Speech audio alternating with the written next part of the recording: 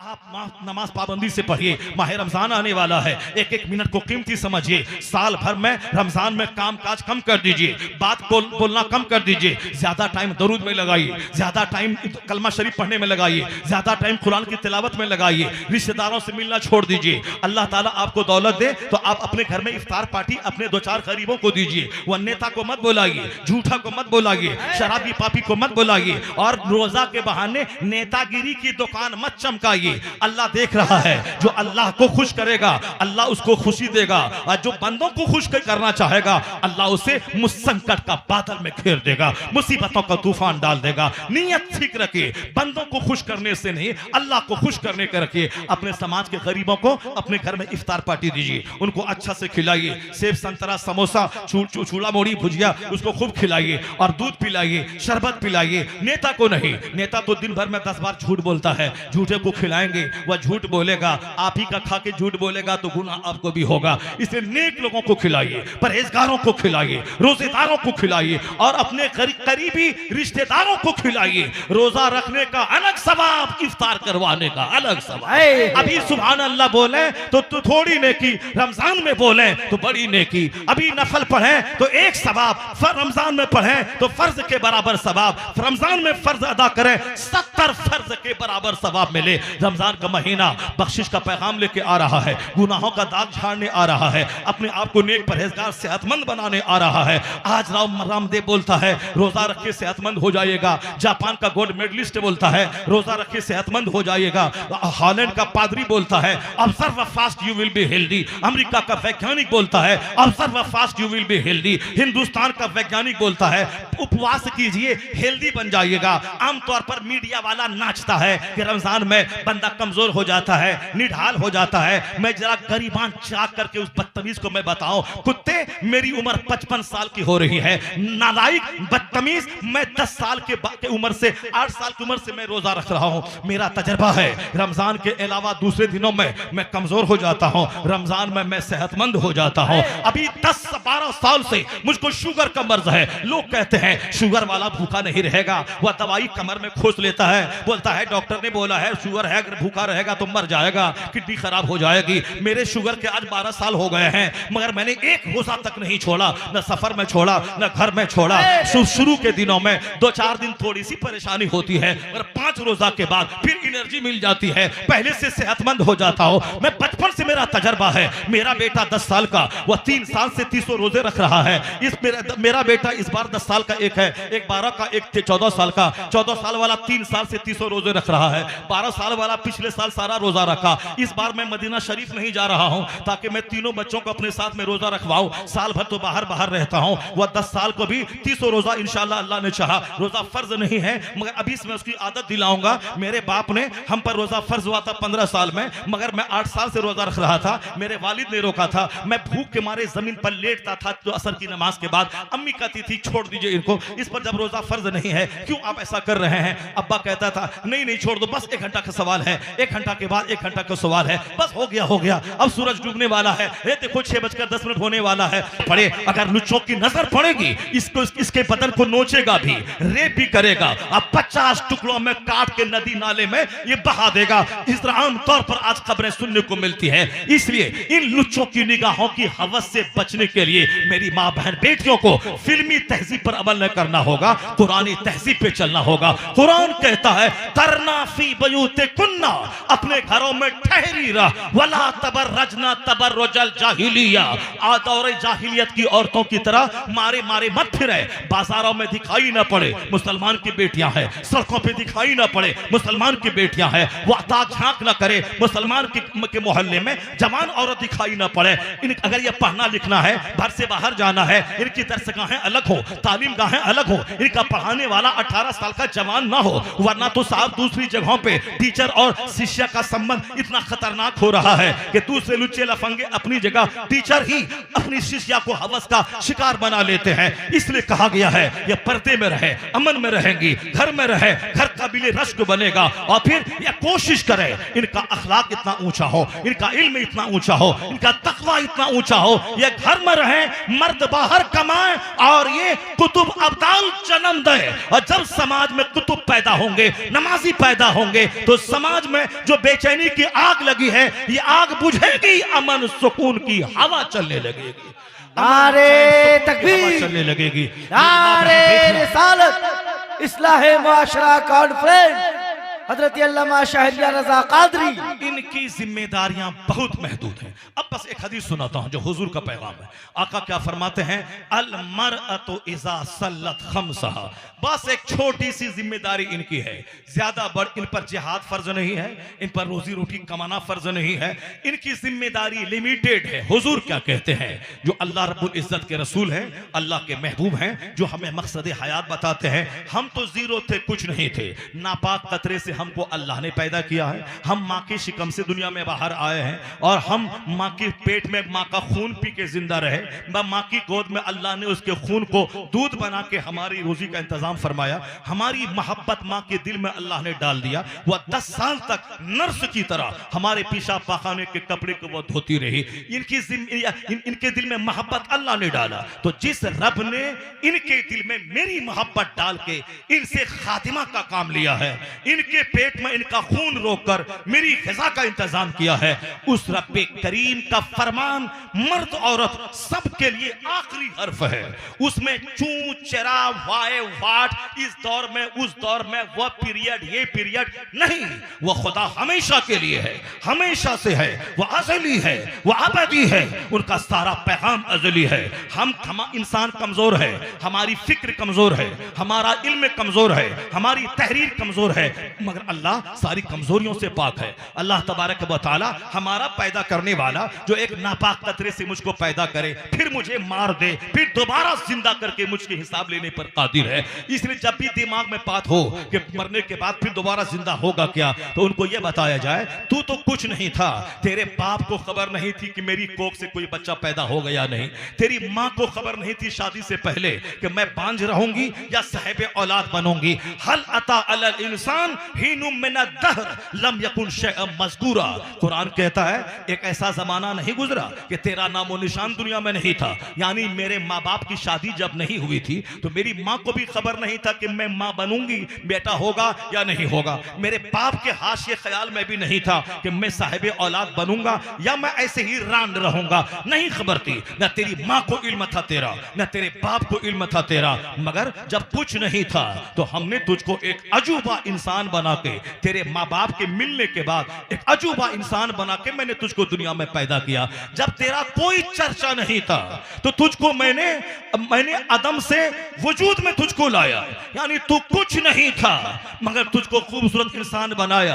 तो ठीक उसी तरह जब तू मर जाएगा, जब मैं तेरी रूह निकाल लूंगा, तू मर जाएगा, कब्र में डाल दिया जाएगा, तेरी फिजिकल बॉडी तो सड़ गल जाएगी। जिस तरह से मैं पानी की बूंद से तुझको पैदा किया, उसी तरह तेरी सड़ी हुई हड्डी से मैं दोबारा तुझको पैदा करूंगा और फिर तुझसे मैं हिसाब लूंगा। ये बता दे तुमने जवानी किस काम में गुजारी, ये बता दे अपना जीवन तुमने किस काम में गुजारा, ये बता दे तुमने माल कहां से कमाया, कहां खर्चा किया, ये बता दे कि तुमने जो सुना सीखा पढ़ा उस पर तुमने कितना अमल किया। ये 4 सवाल का जवाब जब तक अल्लाह बंदे से ले नहीं लेगा, उस वक्त तक बंदे का पांव अपनी जगह से 1 इंच नहीं हटेगा। तो अल्लाह कहता है जब मैंने तुझको पानी की बूंद से पैदा किया, फिर दोबारा जिंदा करना मेरे लिए क्या बड़ी बात है। पहली बार पैदा करना ये भले मुश्किल काम हो, वो मुश्किल मेरे लिए आसान है, तो फिर दोबारा तुझको जिंदा करके हिसाब लेना ये कौन सा मुश्किल काम है। इसलिए अगर दिमाग में किसी के भ्रष्ट ख्याल आता हो कि मरने के बाद बंदा सड़ जाता है, गल जाता है, कोई हिसाब किताब नहीं लिया जाता है, ये उसका ख्याल खाम है, वो नहीं जानता है। कुरान की सबसे बड़ी सूरत सूरह बकरा है। उस सूरह बकरा में इसी मैटर को वजाहत के साथ बयान किया गया है। बकरा के माने गाय, अंग्रेजी में कहते हैं द काउ, यानी अरबी में बकरा है। उसका नाम भी इसी पैराग्राफ पे हुआ है। उसमें ये मरने के बाद हिसाब किताब दोबारा जिंदा होने के इस फलसफे को वजाहत के साथ बयान किया गया है। उसी सूरह बकरा में एक वाकया है, जनाब इब्राहिम अलैहिस्सलाम ने कहा था, ए अल्लाह कैफा तुहिल मौता, कैसे तुम मुर्दा को जिंदा करेगा। अल्लाह ने कहा अवलम तुमिन, क्या तुझे इस पर यकीन नहीं है कहा यकीन तो है मेरे मालिक तू मेरा रब है, तू मरने के बाद जिंदा करेगा, मगर मैं चाहता हूं कि मेरे दिल को इत्मीनान हो जाए, मैं आंखों से देख लूं कि कैसे मरे हुए को जिंदा किया जाता है। तो सूरह बकरा में आया है, अल्लाह ने जनाब इब्राहिम से कहा 4 परिंदों को तू ले ले। 4 परिंदों को लिया, कहा उन चारों को तू ज़बह कर दे। ज़बह करने के बाद चारों के गोश्त को एक दूसरे से मिक्स कर दे, यानी उसको मिक्स कर दे, फिर उसमें से थोड़ा थोड़ा गोश्त इस चारों पहाड़ पे रख दे।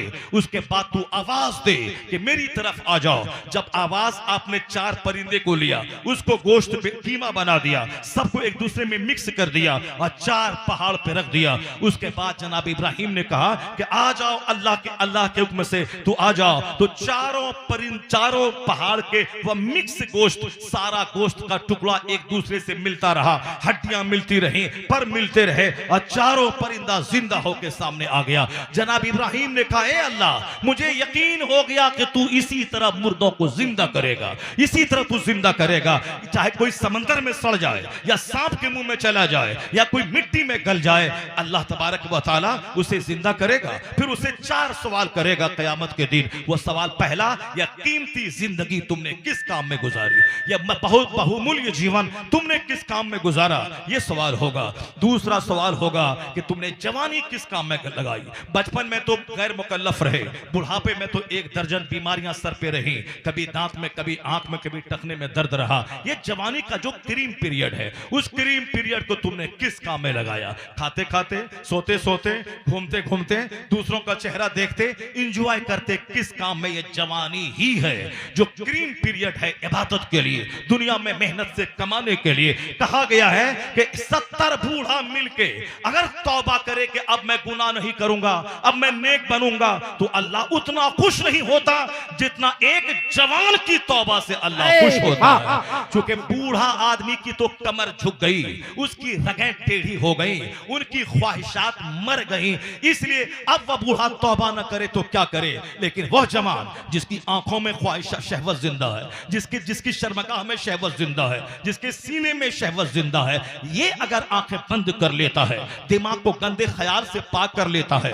अपनी शर्मगाह की हिफाजत करता है, ये नफ्स में आग लगी है कि देखा जाए, मगर ये आंख बंद करके नफ्स पे कंट्रोल करता है, लाहौल पढ़ता है, अपने आप गुस्राहों से जाने से बचाता है, अगर ये तौबा कर लेता है तो 70 बूढ़ों की तौबा से ज्यादा उस जवान की तौबा से अल्लाह खुश हो जाता है। क्योंकि इन्होंने मुश्किल काम किया है, इन्होंने बड़ा हार्ड काम किया है, जो काम इनके बस में नहीं था, मगर इसने अल्लाह की रहमत से उम्मीद करते हुए अपने आप को गुनाहों से बचाने की कोशिश की है। ये तो बूढ़ा है, वो तो कमर ही नहीं उठेगी तो क्या जुर्म करेगा। इसलिए असल तौबा जवानी की, असल मेहनत जवानी की, असल इबादत जवानी की। बुढ़ापे में तो तरावी की नमाज में 5 बार वजू करना पड़ता है, अब पीछे से गैस फॉर्म हो जाती है, मगर जवान चाहे ईशा के वजू से फजर पढ़ सकता है। उनका गुर्दा मजबूत, उनका मसाना मजबूत, उनका लीवर मजबूत, उसकी छोटी बड़ी आंत मजबूत, इसलिए वह 10-10 घंटे तक एक वजू से रह सकता है। तो असल इबादत जवानी की है, वरना बुढ़ापे में सिवाय रोने से कोई फायदा ना होगा। अल्लाह सवाल करेगा अन शबाब ही, जवानी के बारे में कि तू जवानी किस काम में लगाया। ये आंख, ये जबान, ये ब्रेन, ये हाथ, या पेट, ये घुटना, टखना, जिसको मोड़ते हैं हम, अगर ये इसमें फ्लेक्सिबल नहीं रहे तो इसका मोड़ना हमारे लिए महाल हो जाए। अगर यहाँ दाना ना पचे तो मेरा जिंदा रहना मुश्किल हो जाए। अगर ब्लड ना बने तो 10 करोड़ रुपए खर्च हो जाएंगे 2 साल जिंदा रहने के लिए, ब्लड ऊपर से चढ़ाने के लिए। ये सब कुछ फ्रीली हो रहा है। मैं खाना खा रहा हूँ, खाना पच रहा है, एक तरफ पेशाब बन के निकल रहा है, एक तरफ पखाना बन के निकल रहा है, एक तरफ ब्लड बन के मेरी सारी रगों में जा रहा है। वही थोड़ा सा सिस्टम ब्लड बनने वाला चरमरा जाए तो फिर दिन में तारे नजर आते हैं। 10 बीघा जमीन बिक जाती है एम्स में ब्लड चढ़वाने में। ऐसे बहुत सारे केसेस हैं। तो इसके बारे में तो सवाल करेगा अल्लाह। मैं बहुतों को गूंगा रखा, तुझको जबान दी, क्या किया तुमने। मैंने बहुत सारों को अंधा बनाया, तुझको आंख दी, तुमने क्या किया। मैंने बहुत सारे लोगों को बहरा बनाया, तुझको मैंने कान दिया। बहरा 10 लाख की मशीन लगा के सुनता है और तू बगैर मशीन के सुन लेता है, तुमने इसके बदले में क्या किया। ये बता दे। आंख का सवाल, दिल का सवाल, सवाल, जबान का सवाल, ब्रेन का सवाल, पांव का सवाल। इस पांव को कहां लेके गया? सिनेमा हॉल में, तारीख की भट्टी में, दूसरों को सताने के लिए, दूसरों की बेटी का रिश्ता तोड़वाने के लिए, थाने में दूसरों को फंसाने के लिए, दूसरों के ग्राहक को रोकने के लिए, दूसरों के खिलाफ पंचायती करने के लिए कहां इस पांव को ले गया? सवाल तो होगा। यह जमीन सीसी कैमरा की तरह हमारी हर गतिविधि को नोट कर रही है।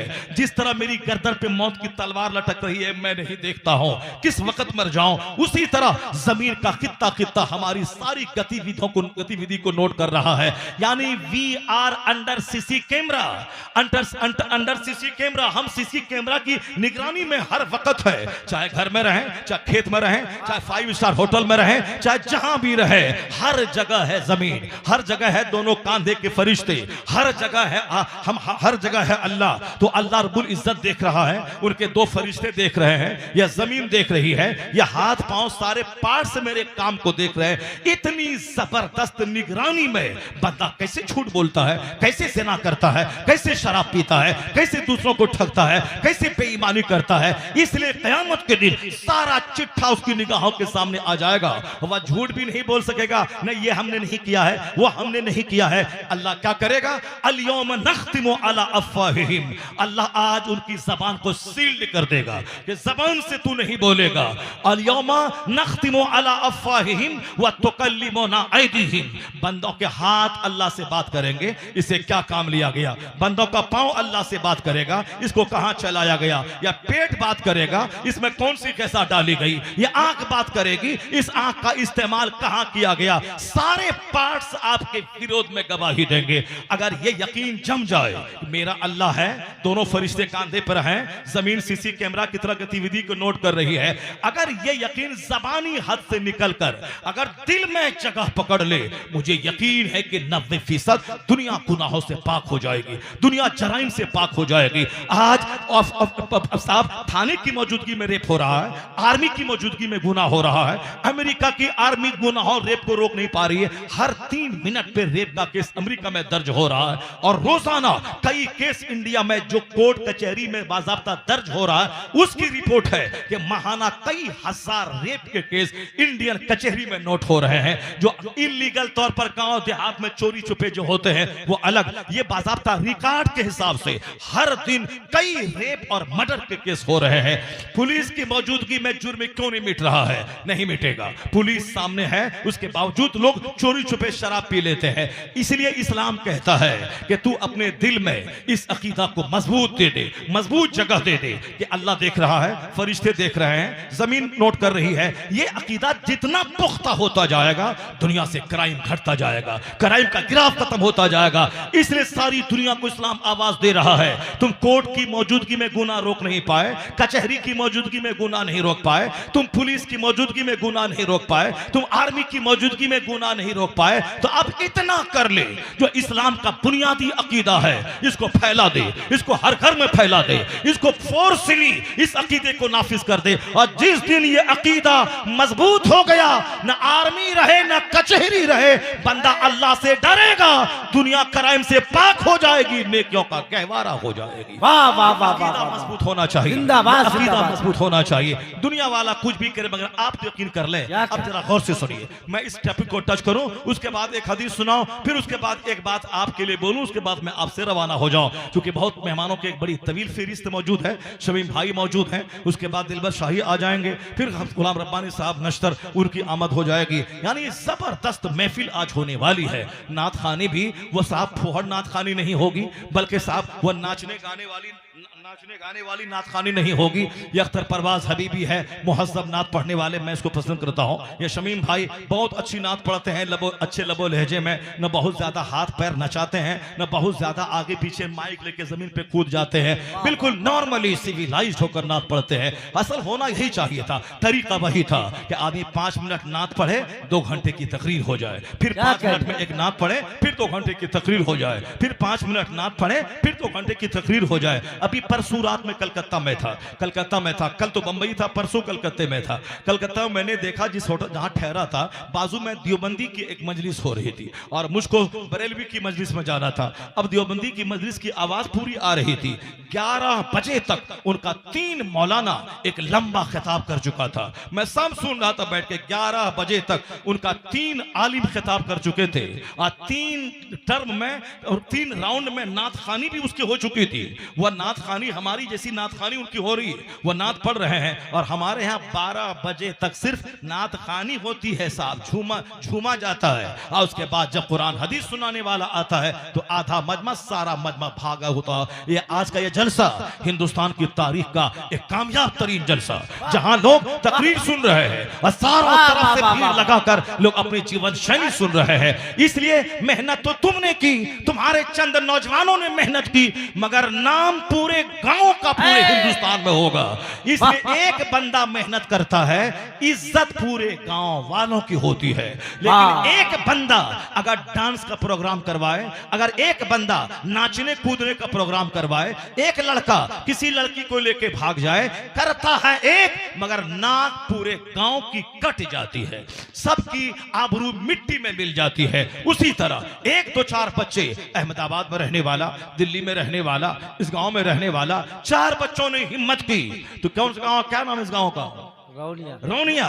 रौनिया के इतिहास में पहली बार इतना बड़ा जलसा, इतनी बड़ी मजलिस, इतना बड़ा मजमा पूरे तैयार में कहीं नहीं होता जितना बड़ा मजमा तुम्हारे गांव में हो गया। इसलिए अब ये मत बोलना कि तुमने ये कर दिया, तुमने वो कर दिया, उसका हाथ चूम लेना कि मेहनत तुमने की और शान पूरे गांव की तुमने बढ़ा दिया है। नारे तकबीर, नारे रिसालत, मसलके आला हजरत, इस्लाहे मुआशरा कॉन्फ्रेंस, अराकीन कमेटी है मेरे भाई जिंदाबाद। सारी नसीहतों की जड़ यही है कि अल्लाह का डर दिल में पैदा हो जाए। मरने के बाद मुझको हिसाब किताब देना है, इस बात को हमेशा दिमाग में गिरह बांध लें। सूरे बकरा का एक पैराग्राफ मैं बयान करता हूं, उसके बाद फिर मैं एक हदीस पढ़ता हूं, उसके बाद आपके लिए एक हदीस पढ़ता हूं, फिर मैं ज्यादा लंबी तकरीर आज नहीं करूंगा, 2 घंटे 2.5 घंटे की तकरीर मैं आज नहीं करने वाला हूं। बस ये कहानी कुरान पाक का एक चैप्टर में खोल देता हूं, उसके बाद एक हदीस माँ बहन बेटी के लिए मैं सुना देता हूं, उसके बाद एक हदीस आपके लिए सुना देता हूं, या 3 बात, उसके बाद मेरी तकरीर खत्म। एक बार जोर से बोले सुभान अल्लाह, हाथ उठा के बोले ला इलाहा इल्लल्लाह। एक बंदा महफिल से उठ के नहीं जाएगा जब तक कि मेरी ये 3 बात न सुन ले। 3 बात, एक बात कुरान का चैप्टर, एक हदीस माँ बहन के लिए कि कौन सी औरत कहां जाएगी। हदीस माया है अल मरअतु इज़ा सल्लत खम्सहा व सामत शहरहा व ताअत बालहा व हसनत फरजहा। उसके बाद जो हुजूर ने कहा है वो दिल खोल के सुनिए, मेरी माँ बहन बेटियां सुन लें। हुजूर ने कहा औरत सिर्फ 4 काम कर ले, फल तदखुल मिन अय्य अब्वाबिल जन्नते शात। जन्नत के 8 दरवाजे हैं, एक दरवाजे से बाबे रैयान जिससे रोजेदार दाखिल होगा, यह खास दरवाजा है रोजेदारों के लिए, इज्जत के साथ जन्नत में दाखिल किया जाएगा। लेकिन 4 काम अगर औरत कर ले तो इस हदीस में आया है जन्नत के 8 दरवाजों में से जिससे चाहे वो जन्नत में दाखिल हो जाए, जिससे चाहे वो जन्नत में दाखिल हो जाए। जिम्मेदारी 4 है छोटी सी, इनाम कितना है, मिन अय्य अब्वाबिल जन्नते शात। जन्नत के जिस दरवाजे से चाहे वो जन्नत में दाखिल हो जाए। वो 4 बातें क्या हैं मैं जरा ठहर के बताता हूं। पहले कुरान पाक का यह चैप्टर आपके सामने रखता हूं, यकीन हो जाए कि मेरा खुदा मुझको जिंदा करके मुझसे हिसाब लेगा। ऐसा नहीं कि दुनिया ऐसे ही चल रही है, दुनिया ऐसे नहीं चलती है, दुनिया एक नियम से चलती है। दुनिया में मौसम हमेशा नॉर्मल रहता है, रात के बाद दिन आता है, दिन के बाद रात आती है, सर्दी के बाद गर्मी है, गर्मी के बाद बरसात है। यह सब सिस्टम से चल रहा है। अल्लाह ताला 10 साल आंधी नहीं भेजता है, मगर एक बार जबरदस्त हवा चला के झंझोड़ देता है बंदों को। अल्लाह जमीन में जलजला डेली नहीं भेजता है, 2 4 10 साल तक नो जलजला, मगर एक दिन 1 मिनट का जलजला बड़े बड़े शहरों को उजाड़ के रख देता है। अल्लाह हमेशा कोरोना नहीं भेजता है।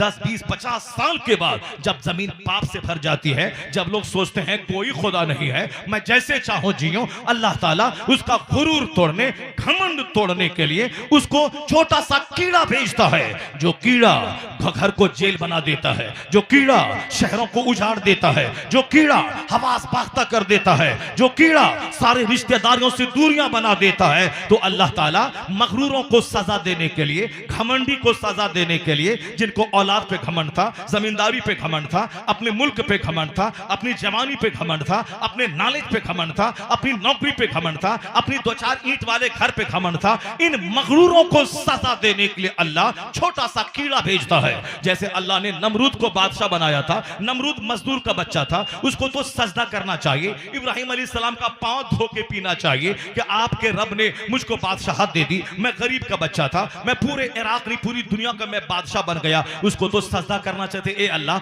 मैं मजदूर गरीब का बच्चा, तूने मुझको पूरी दुनिया का हाकिम बादशाह बना दिया, उसको तो सजदा करने से फुर्सत नहीं मिलनी चाहिए। लेकिन नहीं, मालदारी गुरूर लेके आती है, मालदारी सबसे पहले दिमाग बदलती है, मालदारी उस दिमाग बदलने के बाद शहवत लाती है। यानी मालदार लोग जब तक जिना न करें वो कोई मालदार है, मालदार जब तक शराब न पिए वो कोई मालदार है। अगर वो जिना शराब से बच भी जाए, घमंड से बच नहीं पाएंगे। जो मैं खाता हूं कौन खाता होगा, जो मैं मकान बनाया हूं कौन बनाया होगा, जो मैं गाड़ी खरीदता हूं कौन खरीदा होगा।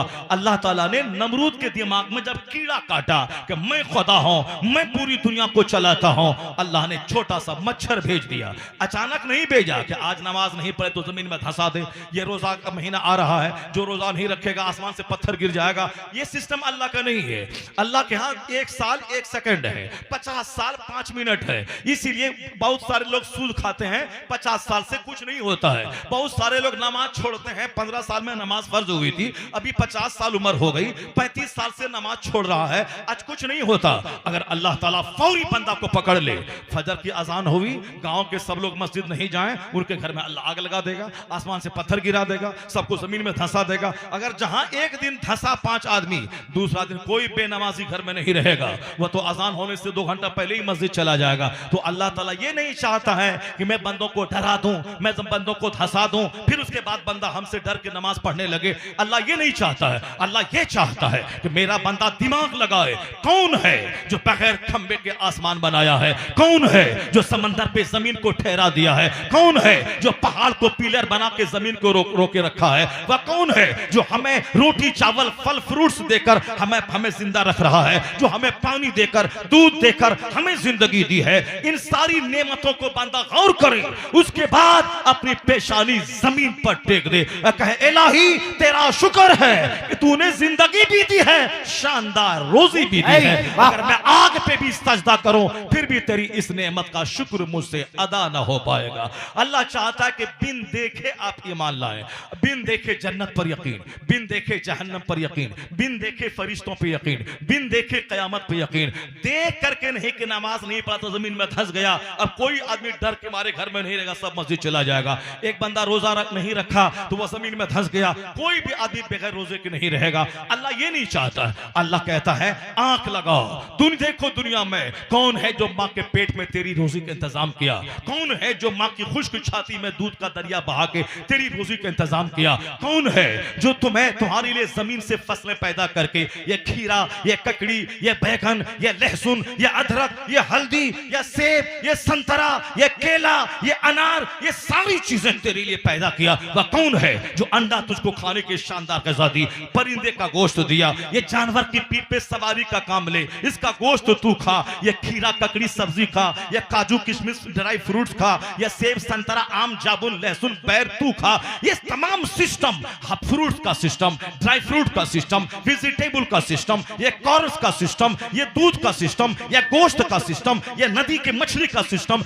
ये सारी नेमतें हमारे लिए, ना अल्लाह खाता है ना अल्लाह का फरिश्ता खाता है, ये सारी नेमत हमारे लिए। तो ए बंदे जरा थोड़ा दिमाग लगा दे कि कौन है मेहरबान खुदा जो ये सारा इंतजाम मेरे लिए किया, सूरज चमकाया मेरे लिए ताकि मैं दिन में काम करूं, चांद दिया मेरे लिए ताकि रात की वहशत से मैं बचूं, ये मौसम तब्दील किया मेरे लिए ताकि गर्मी का मजा, जाड़े का मजा, बरसात का मजा मैं लूं, रात का मजा, दिन का मजा मैं लूं। तो तुमको अकल लगा कौन है जो ये सारा सिस्टम निजाम चलाता है। जब तू गौर करेगा तब पता चलेगा ये सारी नेमत हमारे लिए, गेहूं धान मेरे लिए, लहसुन प्याज मेरे लिए, सेब संतरा मेरे लिए, आसमान मेरे लिए, जमीन मेरे लिए, पानी मेरे लिए, हवा मेरे लिए, आग मेरे लिए, नदी नदी नाला डेजर्ट पहाड़ मेरे लिए, मैं किस काम के लिए? तो एक आवाज अंदर से आएगी, सारी नेमत तुम्हारे लिए और तुम्हारी पेशानी का सजदा नेमत देने वाले खुदा के लिए। वाह वाह वाह, सारी जिंदाबाद, नेमत तुम्हारे जिंदाबाद। लिए, सारी नेमत तुम्हारे लिए और तुम अल्लाह की इबादत के लिए, तुम अल्लाह की इबादत के लिए खूब रोटी चावल खा, खूब फजर में सजदा कर, जोहर में सजदा कर, असर में सजदा कर, मगरिब में सजदा कर, इशा में सजदा कर। फजर से लेके जोहर तक कोई नमाज फर्ज नहीं है।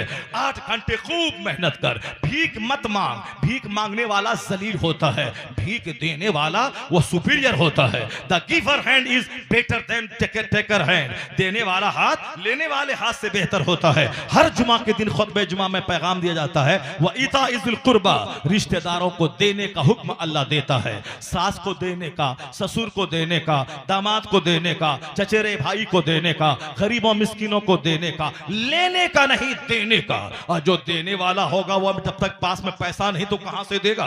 पैसा ऐसा दे हो हमारे पास कि मैं खुद खाऊं, गरीबों को खिलाऊं, मैं खुद खाऊं, अपने रिश्तेदार को दूं। ऐसा नहीं कि ईद के दिन मुंह चुरा के बैठ जाऊं कि ससुर वहां से सेवई भेज देगा, ससुराल से कपड़ा आ जाएगा, ससुराल वाला वहां से जूता चप्पल भेज देगा। नहीं भेजा तो मुंह फुला के बैठ जाए, अब उसके यहां नहीं जाएंगे। यानी 10